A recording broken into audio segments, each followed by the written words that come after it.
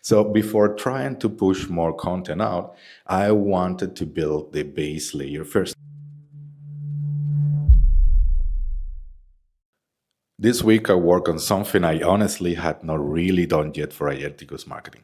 I had not actually started doing proper marketing for it, so instead of jumping into random posts or making assets one by one, I started building my marketing agent skills because if I make every piece from scratch, it gets messy really fast. The tone shift, the message drift, and the whole thing starts feeling disconnected. So before trying to push more content out, I wanted to build the base layer first. That way I can generate the kind of assets we actually need, like product screencasts, memes, short videos, articles, and other content format.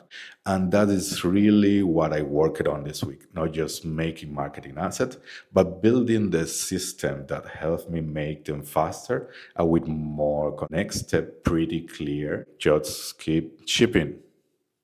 Ciao.